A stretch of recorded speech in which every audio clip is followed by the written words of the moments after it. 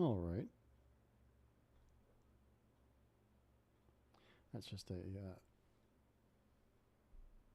eval count. Okay.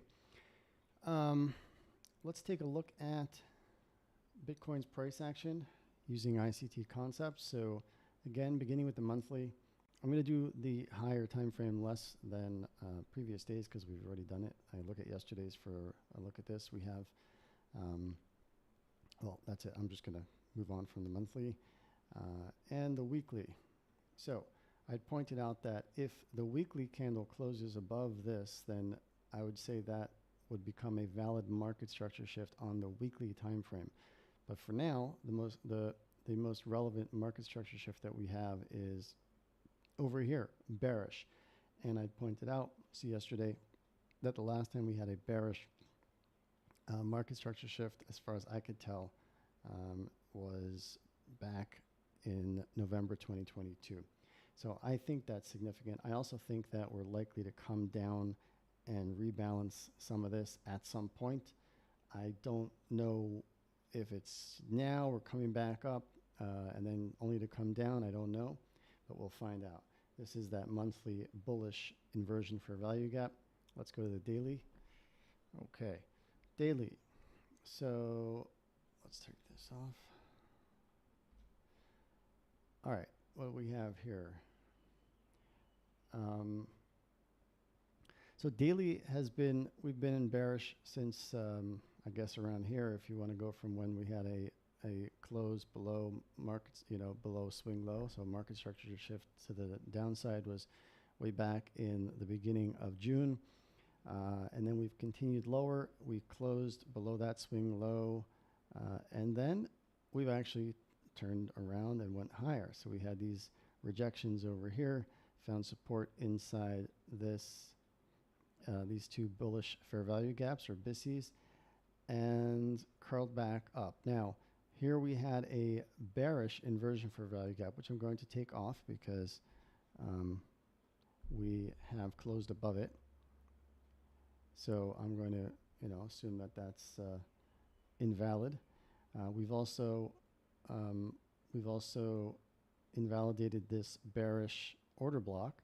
All right, so we're definitely moving up, and now we have formed a bullish inversion over here. Let's put that as a bullish inversion, and we're on the daily time frame. Let's do it this way so that it doesn't disappear because I don't have it set for the daily.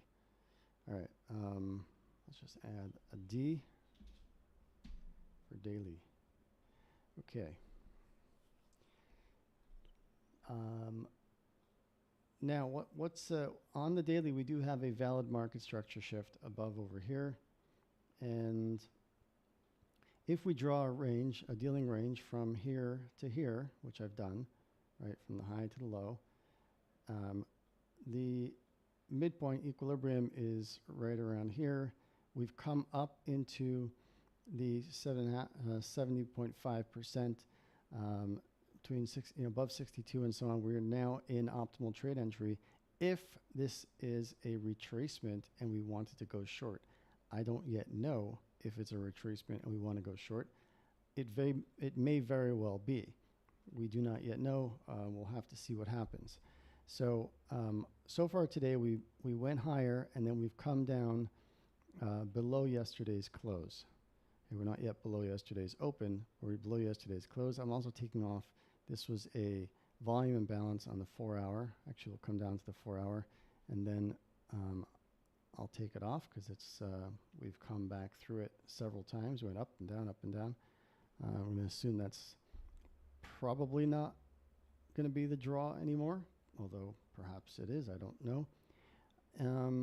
Okay. Oh, we have this bullish inversion for value gap on the 4 hour, overlapping the bullish on the daily, which I just added.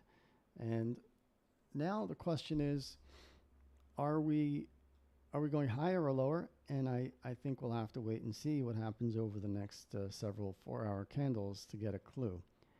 Looking at the 1 hour, which is the lowest I usually go on this, and don't even always come here, but I did notice that on the 1 hour, arguably, we had a beginnings of a market structure shift, although, you know, a change of a state and delivery. We had over here, and we've come down, came back up, failed to close above this hourly candle. So I would not be surprised if we come back down to, let's say 63,200. Okay. Right now, we went all the way up as high as 66. As of this video, we're at 64, just under 64,700. I would not be surprised if we go down to 63. And at that point, it will be clearer if we're likely to go even lower based on whether we see displacement, you know, as in bearish fair value gaps being formed as we move lower on the hourly and 4 hour, of course, and then that will also continue to the daily. In order for us to get a meaningful sign of retracement, we would, I think, need to close below 62,400. Okay, and then we would have a meaningful, together with displacement downwards, that would be an indication that we are likely to continue lower, certainly to 60K and possibly back to new lows for the first time in a long time. Of course, if that doesn't play out, we can very well be heading all the way up to retest this SIBI, this 4 hour SIBI up here, and then of course all-time highs right over there. So that's today's look at Bitcoin price using ICT's concepts, and let me know what you think.